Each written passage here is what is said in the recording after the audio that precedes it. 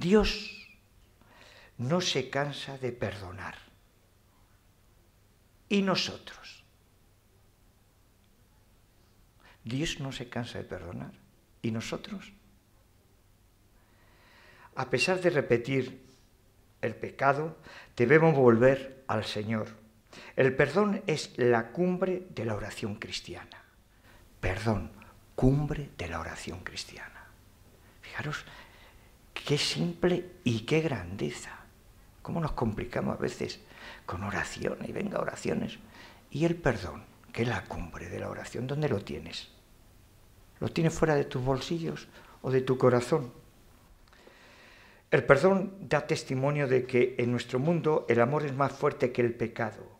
El símbolo de los apóstoles vincula la fe en el perdón de los pecados, a la fe en el Espíritu Santo, a sus apóstoles. No hay ninguna falta grave que la Iglesia no pueda perdonar. No hay ninguna falta grave que la Iglesia no pueda perdonar. Todo lo perdona la Iglesia. Todo lo perdona ese corazón de Dios hecho Cristo. Y ese corazón de Dios hecho Cristo, que aquí tenemos la gran suerte de tener el Santuario Nacional de la Gran Promesa con el corazón de Jesús, la gran promesa al Padre Hoyos. ¿Sabéis lo que hay en ese corazón tan impresionante que está con las manos extendidas? ¿Qué hay en ese corazón? Pensar. Una lavadora que nunca se estropea y que siempre está lavando trapo sucio, y saliendo limpios y limpios. Eso es lo que hay en esa lavadora del corazón de Jesús, que es algo que nunca se estropea, que siempre está ahí lavando trapos sucios y saliendo, perdonando, saliendo limpio. La cumbre de ese perdón podemos verla en un momento importantísimo. Vemos 3 crucificados, en medio un judío, que es ese Dios hecho Cristo, Dimas, el buen ladrón, y Gestas, el mal ladrón. 2 ladrones, 2 forajidos, 2 sin vergüenzas. No tienen vergüenza, no saben lo que es la moral. Están condenados a muerte con una mofa en medio. Este es el rey. Aquí tenéis a un rey crucificado. Vuestro rey está ahí crucificado. Y fijaros, esto no podían saber ni Dimas ni Gestas. Pueden saber porque eran, no imaginamos en aquella época lo que podían ser estos 2 malhechores para morir en la cruz, que era la peor muerte, la más dolorosa, pero socialmente era la peor vista. De hecho, un ciudadano romano no podía morir en la cruz. Pablo no muere en la cruz, porque era lo peor, lo más vejatorio. Sudor, respiración que se va acabando, mucho dolor y miradas que se cruzan. Y ahí vemos cómo se cruza la mirada de Dimas con ese Cristo. Yo no sé lo que tienes tu mirada, no sé lo que me estás transmitiendo, pero igual que yo, desde luego que no eres. Tú tienes algo, no eres ni como yo ni como Gestas. Somos otra especie.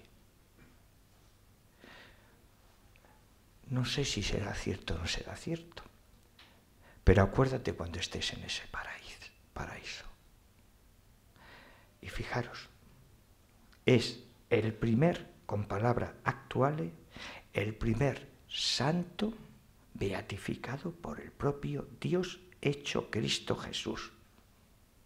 Dimas, San Dimas, estarás conmigo en breve. Él había reconocido su debilidad y había confiado en esa mirada. ¿Qué le transmitiría esa mirada? No lo sabemos, porque la Escritura habla poco, pero es lo suficiente. Este es el perdón, un instante.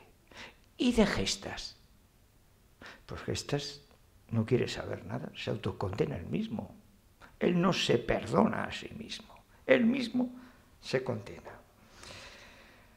Resulta fácil perdonar a otro cuando ya te has perdonado a ti mismo. pero es imposible perdonar a otros si no te has perdonado a ti mismo.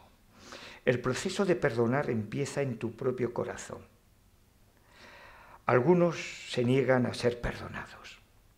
Y diréis, ¿por qué? Porque algunos incluso se niegan a creer que sean culpables. Son tan perfectos, ¿eh? Puede ser perdonado por ciertos de personas y ciertamente puede ser perdonado por derecho divino. Fijaros bien, pero eso no importa poco si no te has perdonado a ti mismo. ¿Cuánta gente siguen amargado y sufriendo porque en realidad no se han perdonado a sí mismos y están en ese torbellino de vueltas y de vueltas? Mirad, hay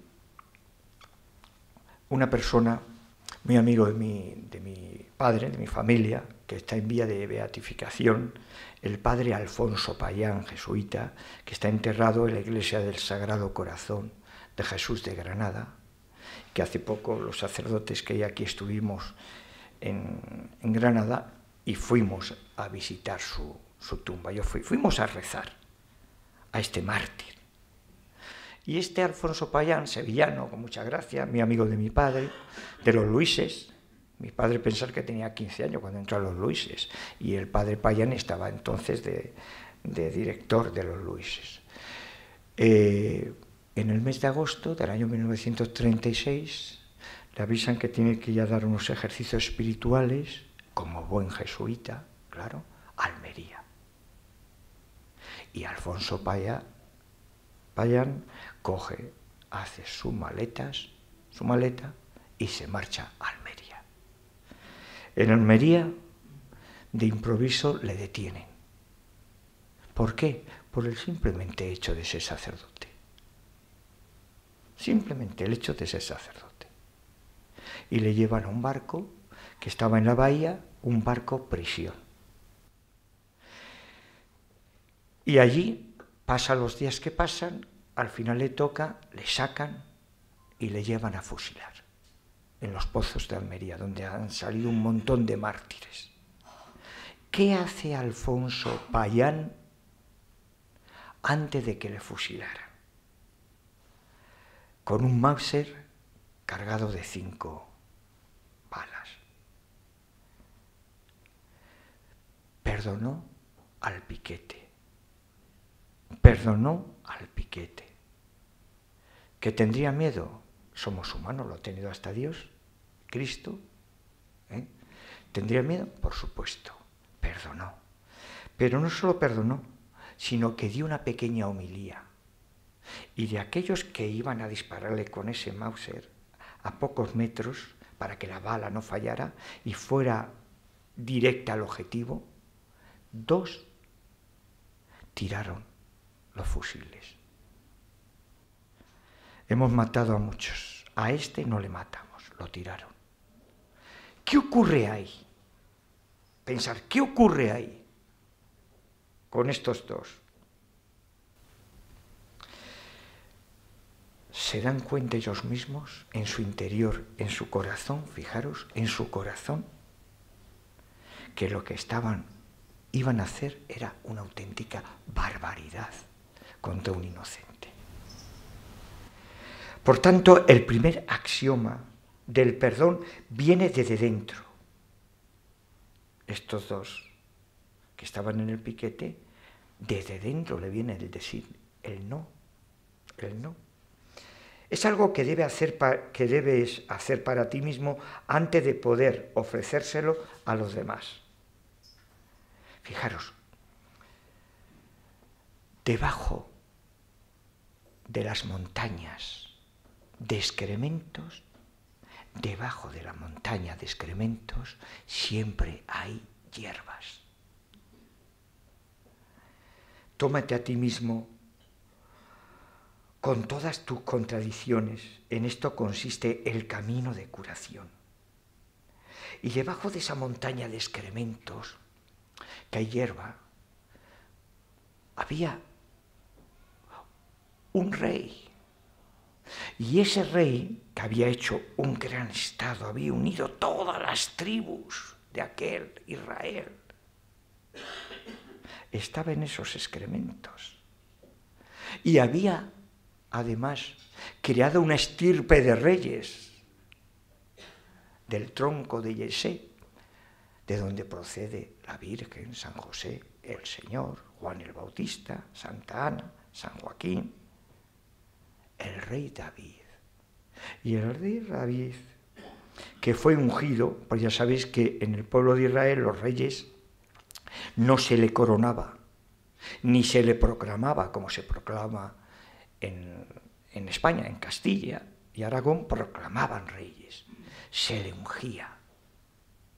Y se le ungía con el óleo del aceite de oliva, como ungimos nosotros en el bautismo, siguiendo la tradición de nuestros hermanos mayores, los judíos, en la confirmación, en la unción de enfermo, se le ungía en rey. Se le ungió un rey precisamente de esa familia, al más pequeño y al que menos pensaba que iba a ser rey. Y acertaron. Pero claro, este era un rey que tenía mucho corazón, pero tenía muchas debilidades.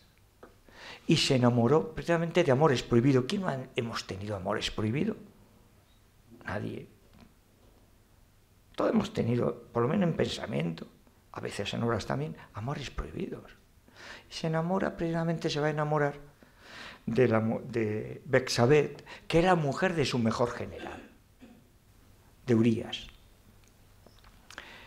Con tan mala suerte que Urías está en la guerra y él tiene relaciones con Betsabé y la deja embarazada. Adulterio, con premeditación, montaña llena de excrementos. ¿Cómo hago? Tengo que ocultar esto, claro. Le voy a mandar que venga Urías, que coja unos días de descanso, que se lo pase y que pueda tener relaciones con Betsabé, y así el hijo es de él, no es mío. Qué barbaridad, ¿verdad? Para los que se llaman David, qué barbaridad, ¿verdad? Claro, Urías era un hombre íntegro y lleno de valores. Sabía que cuando estaban todos sus compañeros y todos los guerreros y los militares luchando por su propio rey, que era David, estaría muy mal visto y en aquella sociedad judía de tener relaciones con su propia mujer cuando los otros no podían. Y pasó la noche aparte. Entonces los planes se le desbarata a David. Todo lo tenía premeditado. ¿Qué hago ahora? Y da la orden que le pongan en la línea de fuego más frágil, donde le puedan matar. Y en el pecho, cuando salió Urías, llevaba el documento sin saberlo ahí, porque no lo había abierto ni lo podía abrir, porque iba dirigido a otra persona, donde iba su sentencia de muerte. Y muere. ¿Qué le ocurre a este rey? Pues debajo de estas montañas y de estos excrementos que tenemos todo, había buena hierba. Había hierba buena hierba. Pide perdón, llora, se arrepiente. Reconoce él mismo la barbaridad que había hecho. Lo reconocen él mismo. Y desde que da el cambio, la mudanza, como diría Ignacio de Loyola, se hace un gran rey santo. Que los dones que le da, no solo de buen guerrero, de manejar la onda con una gran puntería, porque era pastor, y lo dominaba muy bien para que ninguna alimaña, ningún lobo pudieran atacar a su rebaño. Donde ponía el ojo, ponía la piedra. Por eso puso el ojo y cayó Goliat. Y este es el que va tocando el arpa que veis aquí, a Yahvé, a la ley, al arca de la alianza. La hierba puede con el excremento.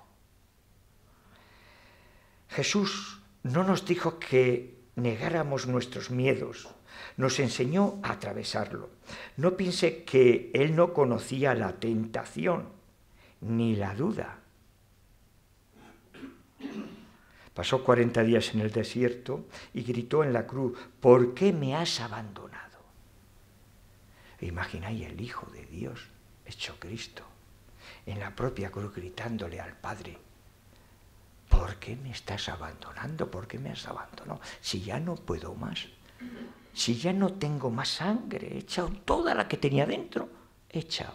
Si la lanza que me van a clavar en breve, ya no echa sangre, es agua. Él era humano y tenía cuerpo y sentía dolor. Si no, no hubiera sido humano, claro.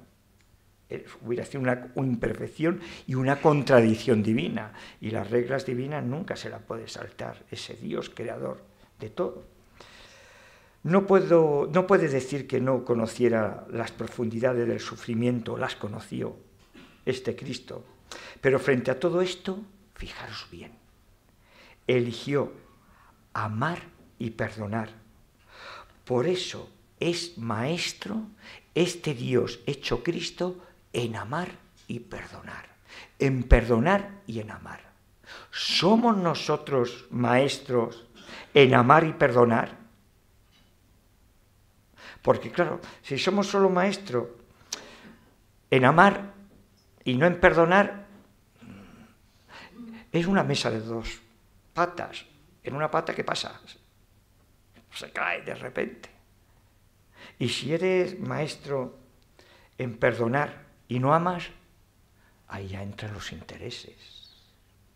Ahí ya entran un montón de microbios maléficos.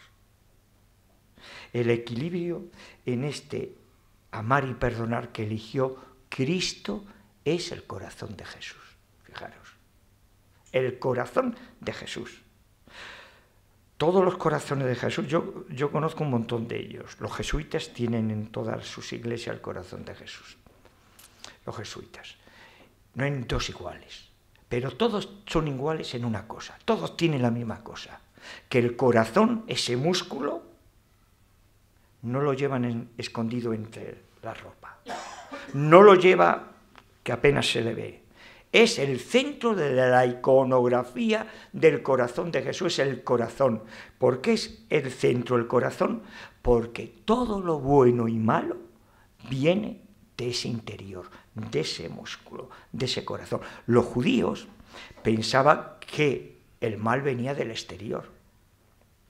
De ahí las manías que tenía, con tantas impurezas, con tantas normas, y echar al objeto al que tenía la tuberculosis o era leproso, o echarlo al gueto, porque eso era impureza que estaba castigándote, ya ve. Claro, cuando viene ese Dios hecho Cristo, revoluciona y dice, no, estáis confundidos, mis queridos rabinos, o mis queridos escribas, o fariseos, del Consejo de Sanedrín, somos sacerdotes, el mal viene de dentro, de vuestro corazón. Reconocer el miedo es hacer las paces con las emociones y comprender que lo que quiero es amor, pues el pensar que quiero más dinero, o más sexo, o más reconocimiento, madre mía, qué narcisismo hay hoy día, es que nos reconozcan todo, y mientras más mejor, así nos va. O mejor salud. Pero en realidad lo que estamos pidiendo tras todas estas cosas que estoy enunciando es amor. En el fondo es porque hay un vacío. Es el amor. Aquellos de nosotros que hemos buscado la perfección, hemos tenido que aprender a las duras que la perfección no existe. No existe, fijaros. Y claro, luego entraremos al fin en lo que es la soberbia espiritual. Fijaos, y decimos, ¿por qué la perfección no existe? Porque la perfección solamente existe en Dios. No existe en ningún humano. La única que por capricho expreso de Dios, porque le va a ser su madre, y porque Dios es Dios, como es Dios, le dio la real gana de hacerla perfecta. Y que pisara la cabeza del demonio siempre, era virgen. Mirad, hay un ejemplo muy bonito. El Señor, hablaba como estoy yo hablando ahora, con cosas sencillitas, que la gente lo entendiera, como está haciendo muy bien este Papa, porque si estamos hablando por encima del bien o del mal, o para creernos que todos saben de teología un montón, o porque conocen la Escritura, o que conocen muy bien el catecismo, mire usted, a lo mejor lo que mejor conoce es al Capitán Trueno o a Superman, pero del otro a lo mejor no conocen nada, o apenas nada. Hay que dar a conocer de forma sencilla estos conceptos. En aquella sociedad patriarcal del pueblo de Israel, había que entender lo que era ser patriarca. El patriarca era una estirpe, una gran familia, donde la esclavitud vivía también con los esclavos, pero la esclavitud en el pueblo de Israel no tenía que ver nada con la esclavitud que podían tener los egipcios o podían tener Babilonia, donde estuvieron también. Con los egipcios estuvo el pueblo de Israel 40 años. No fue tan duro como con Babilonia, que estuvieron, no llegó a los 50, con Babilonia estuvieron 48 años. Pero ellos se acuerdan, en la Escritura está muy bien claro que se acuerdan de cómo comían cuando estaban en el desierto, en el Sinaí, en el Éxodo, se acordaban muy bien qué bien de comer le daban los egipcios. Claro, eran listos los faraones. Y diréis, ¿por qué? Porque un pueblo famélico no pueden hacer esos monumentos funerarios tan impresionantes que todavía existen y que vemos. Si estaban bien alimentados, podían trabajar de sol a sol. Y ahí vemos como un patriarca, fijaros, rodeado de todos aquellos hijos, rodeado de todos aquellos sirvientes, llega el típico hijo que no le apetece seguir en esas estructuras de su padre, patriarcales. Y le dice, dame lo que me corresponde y yo me largo. Me busco mi vida, porque sé más que tú. Y tus métodos se me están quedando antiguos, son rancios, están pasados de moda. Yo voy buscando cosas más actuales que las que tienes tú ahora mismo. Y el padre patriarca le da lo que le corresponde. Y el otro hijo se queda con él. Y este se va con su dote a vivir la vida y a pasárselo bien. Esto lo está muy bien explicado en Lucas 11, del 11 al 33. Y cuando esta cabeza un poco tarambana se lo pasa bien con mujeres, se gasta el dinero, lo malgaste, cuando se ve ya que todo lo ha tirado y se ve sin nada, empieza a acordarse de su padre. El corazón empieza a moverse. Hay muchos que en esos movimientos se tiran todavía más al monte, bien por la soberbia, bien por la vanidad o bien por otros conceptos. El corazón, ese músculo, reconoce la barbaridad que ha hecho, se está perdonando la barbaridad que ha hecho. Iré sin más, me postraré sin condición a mi padre y le diré a mi padre, Padre, qué barbaridad he hecho, perdóname. Este es el hijo pródigo. Y el padre le perdona. Y el abrazo que le da en el cuadro que hay preciosísimo de Rembrandt, veis que le está abrazando con dos manos. Una es mano de patriarca y la otra mano es una mano de mujer. Amor de padre, amor de madre. La conciencia de la presencia de Dios se presenta cuando sabemos que no vamos a hallar satisfacción fuera de nosotros mismos. Fijaros qué importante es este pasaje. Lo repito. La conciencia de la presencia de Dios se presenta cuando sabemos que no vamos a hallar satisfacción fuera de nosotros mismos. El despegue, la ausencia, poco a poco, del materialismo y consumismo. En pocas palabras, ser más profundo en tu interior y menos superficial. Un niño bien, con castillo incluido,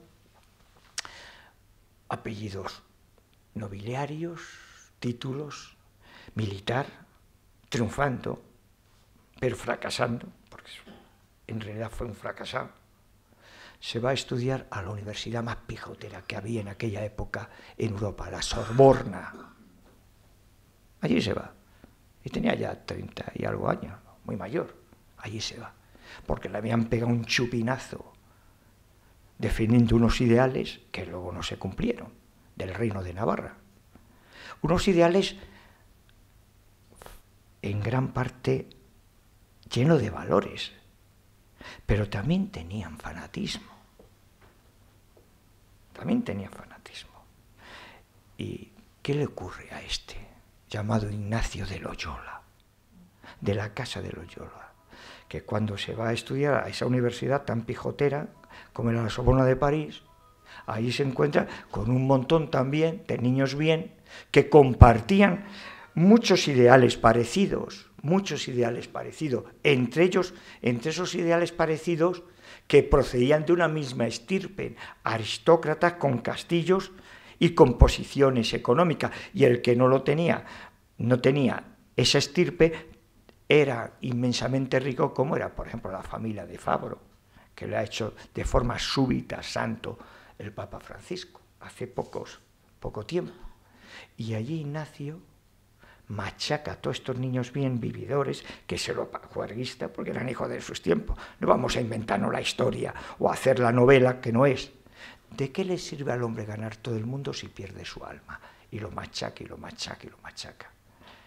¿Veis el despegue? ¿Veis la mudanza? ¿Veis un español? Ya había venido antes Santo Domingo de Guzmán, y fijaros la que armó con los dominicos. Pues este marca un hito también en ese despegue, porque se despega de ese materialismo y de lo que la vida da de sí, que es Ignacio. Pero claro, mientras yo mismo me crucifique o te crucifique por cometer un error, nuestra curación no puede comenzar. Lo importante no es el error, es el aprendizaje. Esto es muy importante, porque ahora voy a decir por qué. El crecimiento, el cambio de percepción que el error trae consigo. Bendito error cuando me sirve de enseñanza. A veces vivimos tan encorsetados dentro de la propia Iglesia, y en la sociedad, y en la política también. Pero dentro de la propia Iglesia, que no dejamos márgenes para podernos confundir. Pero vamos, por santo, que no se confundió a veces San Pedro, y es la piedra de nuestra Iglesia, que luego lo nombraré. Pues no admitimos, en el fondo es vanidad, claro, el confundirnos. Pero voy a contar una historia que me pasó a mí hace unos años, teniendo yo todas las discotecas. Lo que me conocéis, que aquí mucho, hay clientes de camarote, me pasó en camarote, Óscar. Estaba yo en la oficina que tenía arriba, acordáis y tal, y por allí pasaba todo tipo de gente, desde policías hasta de todo tipo, amigos. Era para hacer un programa de televisión allí. Me aparece un chaval, muy poca cosa, y que empieza a frecuentarme, venía algunos sábados, eran los sábados, aparecía y subía allí a la oficina y charlaba sin más, lo que hacían todos, sin más. Yo estaba ahí haciendo mis cosas, subía, bajaba y demás. Lo que me habéis conocido el rollo que yo llevaba en aquella época. Y este chaval, de repente, le preguntó: oye, apareces y desapareces. ¿Qué vida es la tuya? Y me dice: es que estoy en la cárcel y estoy cumpliendo condena. Anda, pues, ¿y qué fechoría has hecho? Yo sin darle importancia. Claro. En la noche, lo que no hemos hecho en la noche, tenemos cosas buenas, que no nos asustamos de nada. No asustamos. Yo triunfo en los confesionarios, ¿por qué? Porque me las sé todas. Y la gente no se corta a nadie conmigo. Bueno, y de hecho he confesado aquí a uno, hace un rato. Bueno, y este chico, digo: ¿y cuánto tiempo lleva cumpliendo condena? Y me dice: pues 6 años. 6 años. Digo: pues tiene que ser muy gorda la fechoría que has hecho. Digo: tú me sabrás, si me lo cuenta. Yo no le quería coaccionar. Dice: sí, te lo voy a contar. Digo: ¿y qué has hecho? Un crimen. Ahora os diré qué crimen acordaréis, muchos de los que estáis aquí. Digo: un crimen has cometido. ¿Y por qué has cometido este crimen? Porque, mira, estaba en la Plaza Circular, en un bar, por la noche, acordáis, esto pues salió en toda la prensa y demás, estaba forzando las máquinas tragaperras para coger el dinero, porque estaba enganchado en la droga, en la heroína, Entró la señora de la limpieza, que entraba a las 6 de la mañana a limpiar aquel bar, le vio que entraba y la apuñaló. Os acordaréis, ¿no? Y la mató. Este chico estaba cumpliendo condena, estaba pagando los años que le habían caído por la fechoría que habéis hecho, pero su corazón lo tenía herido y todavía no se había perdonado a sí mismo. Tenía ya el resmurguillo porque él veía que tenía algo que no le dejaba tranquilo. Tenía algo que no le dejaba tranquilo. Entonces yo le dije, yo enseguida hice este sketch digo, esto es como Crimen y Castigo. Si habéis leído la obra de Dostoyevsky, el crimen que comete y el martilleo que tiene de toda la vida, no le condena, pero toda la vida la condenación es la conciencia, ¿no? Si habéis leído la obra de Dostoyevsky, una obra maestra, por cierto. Entonces dije, mira, vamos a hacer una cosa. Digo, tú tranquilízate, digo, yo te podía poner al habla con una persona que te va a ayudar. Claro, yo no tenía pensado ni que era cura ni nada. Y le puse al habla con una persona que es obispo, hace una semana hemos estado con él, hemos presentado además en los medios de aquí de Valladolid, no han puesto también el último libro que ha escrito, del corazón. El obispo, Monseñor Francisco Cerro Chávez. Le puse al habla con él, se confesó y recuperó por lo menos la tranquilidad, el perdón. La reconciliación y la reconstrucción comienza sobre esta base. Este es el verdadero fundamento de la curación, el perdón de todos los errores y la gratitud de la conciencia que nos aportan. La responsabilidad dice, abrí esta herida y puedo cerrarla. Lo malo es cuando abres una herida y no la cierras. Por eso es muy importante aceptarte como eres y aceptar a los demás como son. Esto lo tengo subrayado, fijaros, quedaros, porque lo que voy a decir a continuación guarda relación con esto primero que acabo de decir. Es muy importante aceptarte como eres y aceptar a los demás como son, no a la carta, no a la carta. El amor a Dios, la gracia, la guía, como quiera que lo llames, viene a través del canal de tu amor hacia ti mismo. Si tú no te quieres a ti mismo, ¿cómo vas a querer al prójimo? Vas a estar frustrado. Si tú no te quieres a ti mismo, no puedes ser buen sacerdote. Si no te quieres a ti mismo, ¿tú crees que puedes ser buen ingeniero industrial en FASA? Seguro que si está de jefe de control en estudios, se te está escapando un montón de cosas. Por eso es muy importante, y lo mismo ocurre cuando te aceptas tal como eres, abres ese canal. Y a medida que aceptas a los demás, te hace más delicado contigo mismo. Eso se nota muchísimo en la gente que nos rodea. La familia debe ser un lugar, fijaros, esto es clave. La familia debe ser un lugar de perdón. No existe familia perfecta. A veces nos queremos creer que la familia es perfecta, si la perfección no existe, nada más que existe en el cielo. No existe familia perfecta, ni padres perfectos, ni hermanos, ni tío, ni primo, ni sobrino. No somos perfectos. No nos casamos con una persona perfecta, eso está claro. A veces queremos pedirle a la persona que tenemos y que no hemos casado una perfección que no existe. Pero bueno, usted que está en un surrealismo. Sin perdón la familia enferma, la amargura que genera es un veneno. Hoy día en una sociedad que la clave es la familia, porque la clave de la iglesia doméstica está en la familia. Y lo que se mama en la tumba se derrama, no olvidéis. Mira, os voy a poner un ejemplo del siglo IV, igual que si fuera hoy. En el siglo IV, después de Cristo, imaginaros una familia con un padre que se llama Patricio, pagano, sin bautizar, que no quería saber nada del cristianismo. El padre, situado económicamente bastante autoritario. Un hijo, un vividor, inteligente, por supuesto, metido en sectas,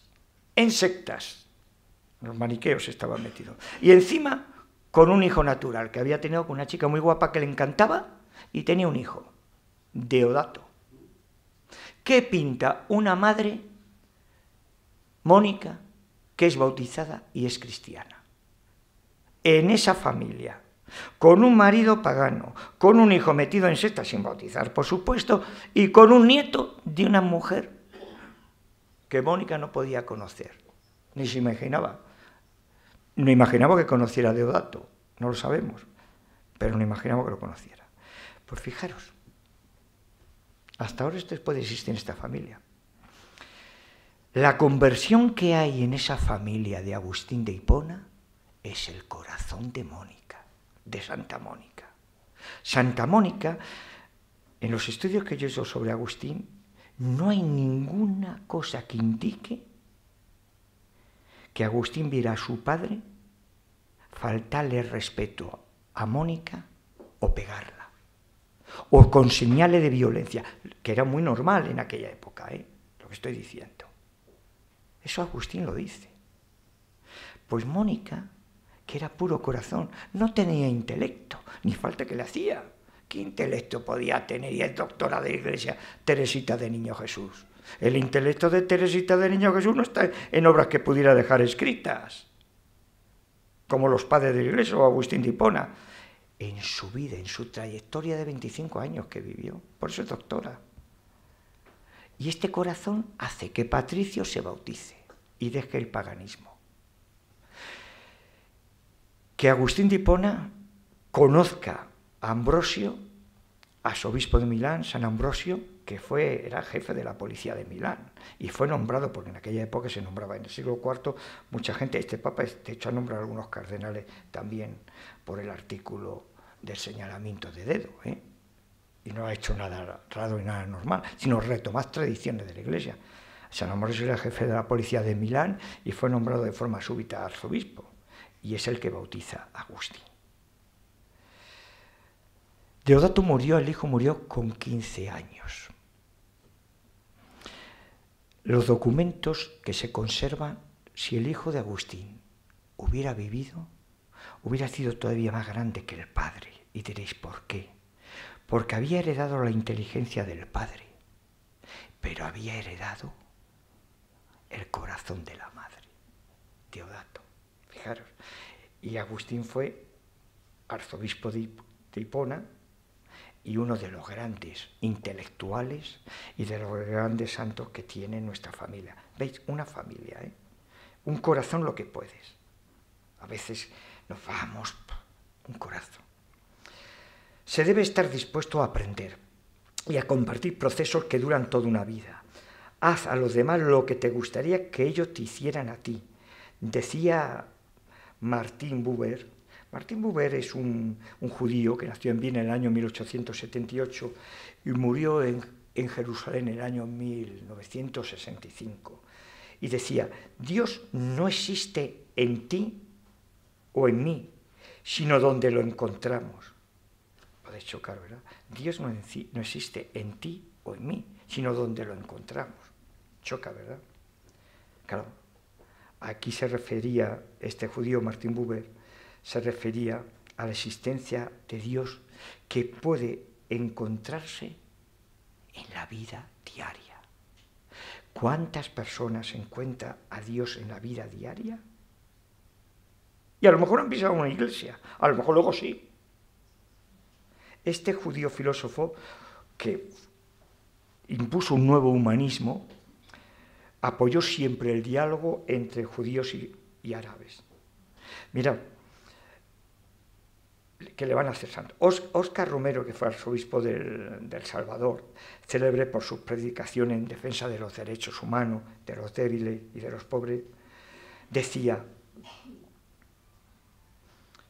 fijaros qué dicho decía desde sus púlpitos y ambones, púlpito y ambones, decía textualmente, ¿puede usted decir, si llegasen a matarme, que perdono y bendigo a quienes los hagan? ¿Puede usted decir, si llegasen a matarme, que perdono y bendigo a quienes los hagan? Le mataron a pie del altar diciendo una misa. Como lo había dicho por adelantado, desde los cielos le perdonó. Le vamos a ver santo en breve. Y ya llegando ya casi al final, según el Espíritu, no tengo que estar siempre en lo correcto para ser aceptable. Soy aceptable aunque cometa errores. Muchas veces, fijaros, en la sociedad que vivimos, ya sea en los que trabajan en la administración pública o en la empresa privada, o los que somos sacerdotes, creemos que porque tengamos errores o hagamos las cosas mejor o peor, nos van a responder o vamos a hacer mejores. Incluso soy aceptable cuando cometo el mismo error 2 o 3 veces. A veces llegamos a cambiar las cosas, los conceptos, que no guardan realidad ni con lo más simple de la Escritura. Y si también lo es mi hermano y mi hermana, hay una norma para todo y para nosotros, y esa norma es: los errores forman parte del proceso de aprendizaje y del perdón. Fijaros una cosa que es muy importante. La Iglesia está en una piedra que es la piedra seguramente de más contradicción de los 12 apóstoles, que la de Pedro. Pedro era, de todos los apóstoles, Pedro era el más contradictorio, el más arrebatado, el que le faltaba tiempo para negar y el que le faltaba tiempo para sacar y no matar a una persona porque pone la mano el Señor y le corta una oreja, si no le parte la cabeza en 2. Y salir corriendo y decir que no le conoce y que luego le conocía. Y esa es la vida, esa es la piedra de nuestra iglesia. ¿Por qué el Señor elige a Pedro como piedra? Porque fijaros, el único papa que ha elegido a dedo por el Señor es Pedro. A partir de Pedro, todos los papas, mejor dicho, a partir, no de Pedro, a partir de que Judas el traidor se va a la desesperación, se quita la vida, ya se elige todo por consenso en aquellos 12. Oran, Capilla Sixtina, se aíslan, Capilla Sixtina, piden a Dios y al Espíritu que le ilumine, Capilla Sixtina, y nombra por consenso. ¿Y quién sale en el puesto de Judas? Matías. ¿Veis? Se sigue haciendo igual.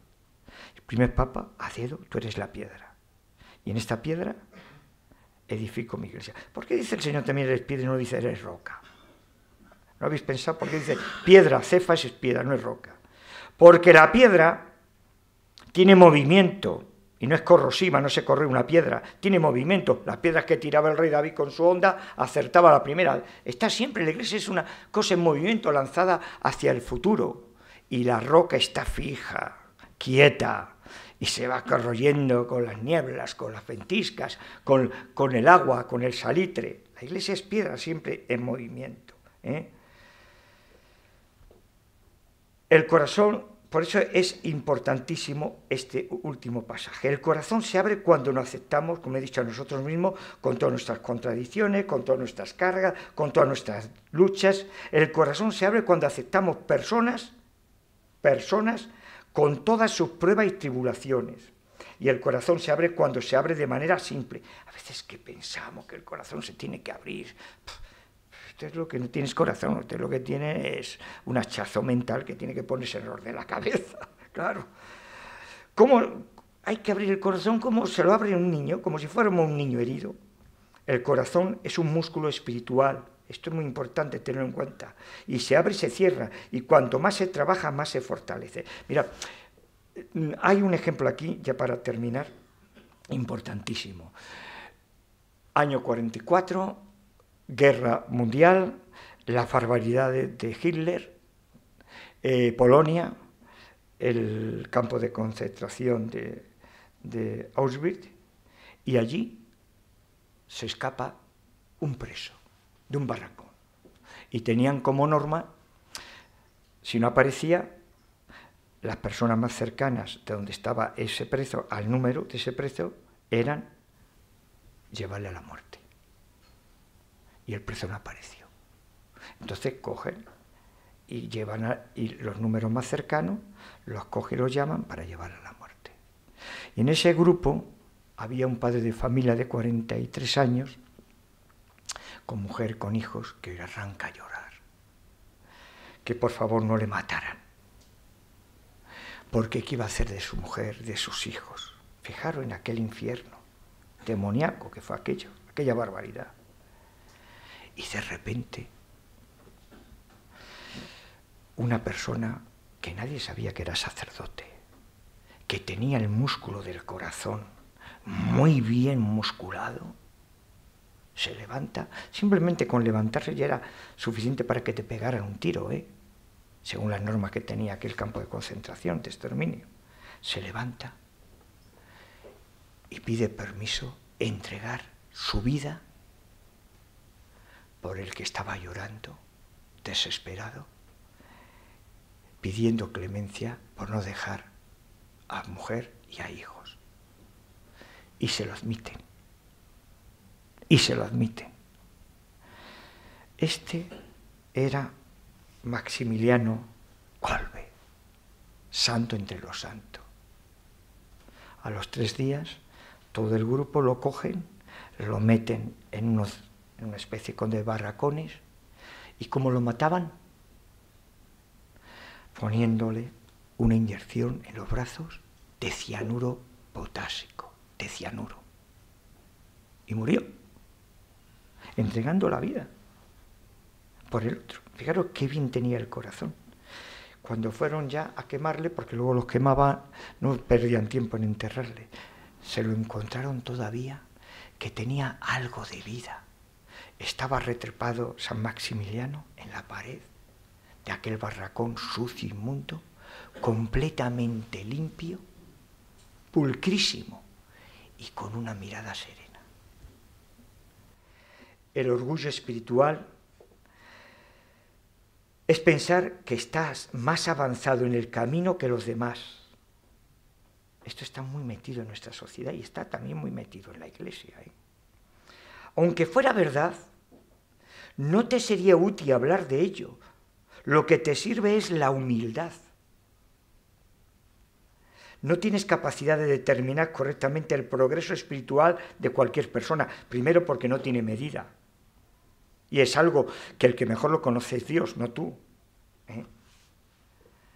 El que parece que estar mucho más atrás en ese proceso puede de repente o instantáneamente avanzar. Y el que parece que está muy por delante puede tener serias dificultades. Esto estamos hartos de verlo. Toda idea de estar por delante o por detrás no tiene sentido, puesto que no sabes dónde está la línea ni de salida ni de meta. Esto es de los grandes, fijaros, de los grandes problemas que tiene la sociedad de hoy, incluyendo la Iglesia también, por supuesto, que es la soberbia espiritual, ya sea en la Iglesia, ya sea en la política, ya sea en el trabajo. Seamos benditos cada uno de nosotros, que caminamos lentamente hacia la luz. A través de lugares oscuros caminamos. A través de nuestro dolor caminamos. A través de nuestras penas y de nuestras vergüenzas y de nuestros sufrimientos caminamos. Y en ese caminar, todos los papas, cuando llegan a ser nombrados papas, ¿qué hacen?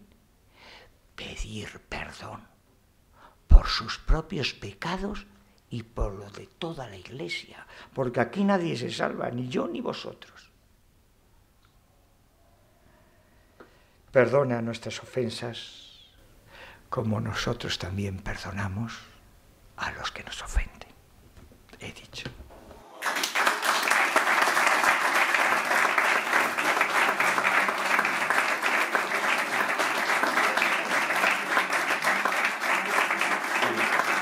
Creo que no he aburrido mucho, ¿no? Me he metido bien en el tiempo. Ahora ya me someto a las preguntas que queráis. Don José Luis, ¿es delito no perdonar? Hay milagros, qué buena pregunta me has hecho. Es delito no perdonar. No es que no sea delito, es pecado no perdonar. Es pecado no perdonar. Milagros. ¿Cómo te vas a atrever a ponerte delante de Dios cuando llegues tu hora a pedirle perdón por todas tus miserias y nuestras cosas putrefactas, si tú no has perdonado aquí?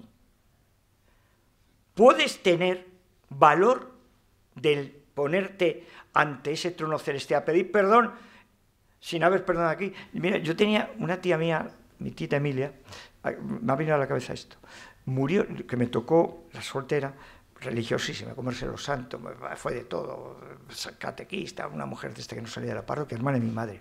Y esta tía mía vivió obsesionada los últimos tiempos de su enfermedad, si se había dejado a alguna persona sin perdonar. Hay que perdonar todo, hasta 70 veces 7. Cuando le dice San Pedro al Señor, ¿y cuántas veces hay que perdonar? San Pedro no era tonto, claro, era un buen judío. ¿Qué cree? ¿Que esa pregunta se la hace en plan frívolo porque le viene a la cabeza como un iluminado? No, no, no. Se la hace porque había muchas escuelas rabínicas, el judaísmo se fue, cada día era más encorsetado y cada día tenían cerca de 900 normas que cumplir. Con eso está dicho todo, preceptos que cumplir. Había muchas escuelas rabínicas que solo dejaban perdonar 3 o 4 veces como mucho, y si no, búscate la vida. Cuando el Señor dice, no, no, aquí se perdona todo porque todo el mundo estamos llenos de... Hay que perdonar todo, milagro, todo, hasta lo imperdonable, como he dicho al principio. La Iglesia perdona todo, luego tú, yo y tú tenemos que perdonar. Precisamente los fanatismos que estamos viendo, ¿de qué viene? Primero, de una mezcla de mentira y una mezcla de ese perdón y de ese consenso que hay que admitir los que piensan diferente a ti, y decir, pero bueno, ¿por qué yo voy a ser mejor que este? Pues si todos estamos montados en el mismo cayuco. Pasamos al concierto, pues luego tenemos cena. Pues pasamos al concierto y vamos, mira, mientras ellos se van preparando, Goyo y yo nos ordenamos juntos. Pablo se ordenó delante de mí. Y somos muy amigos, tenemos un grupo muy amigo, tienen la carrera de... Somos amigos desde que éramos en el seminario. Cuando yo entré al seminario tenían ellos 19 y 20 años, porque ellos vienen del seminario menor. Tienen la carrera de música, de arte, son virtuosos y formamos un equipo que movemos muchísima gente a través de Cuatro Ermitas, ya sea en distintos eventos. Vamos a deleitarnos, pero mira, vamos a hacer un esfuerzo, porque como esta conferencia se sale de esto normal, vamos a aprovechar cuando estemos en la música y la belleza, quedaros con algo de lo que yo he dicho, un poquito, que con que quede un poquito, pero sobre todo con un corazón de Jesús, un corazón de Cristo. Que nos pidió que concluyéramos la conferencia con unas piezas que vinieran a ilustrar de alguna manera las palabras que él nos ha regalado. Entonces, básicamente son un texto de la Sagrada Escritura, que es un salmo, que vais a conocer todos, un fragmento de San Pablo, que lo vais a conocer todos, y, cómo no, una pieza que está compuesta en el siglo XVIII, que está basada en una danza, que alaba a la Virgen María como nítida estela, es decir, clara estrella. Entonces, tiene parte instrumental y Goyo, que es tenor, que tiene los estudios de canto, va a cantar y yo voy a tocar.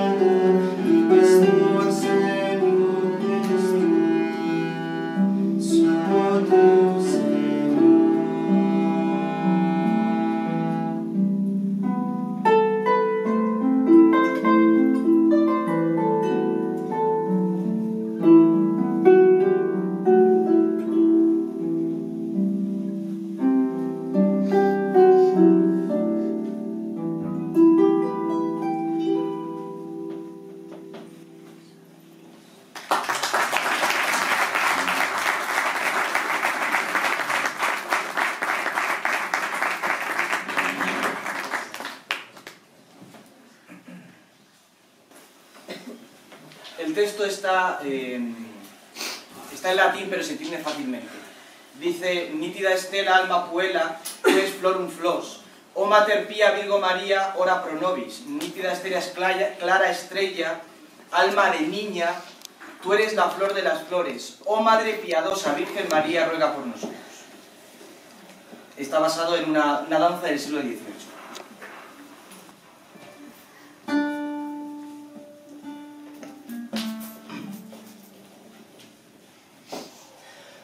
Ora pro nobis, nitida stella, alma puello, es floros, o mater pia Virgo María, ora pro nobis, Jesús salvator, de amor, tuas floros, o Jesucristo, María, Autinos, Mater benigna, honore tuis florum flos, o Mater mia, Virgo María, ora pro nobis.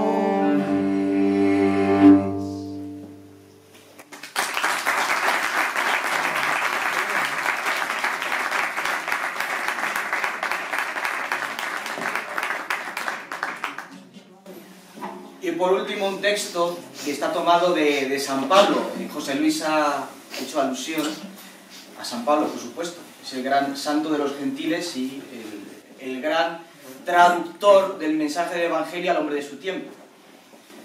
A ver si descubrís el por qué hemos escogido este fragmento de San Pablo. Cuando lo cante lo va a exagerar un poco. ¿Se puede saber ahora o no? No, ahora lo vas a escuchar. ¿Por qué? ¿Por qué texto? ¿Qué dice el texto en torno al perdón?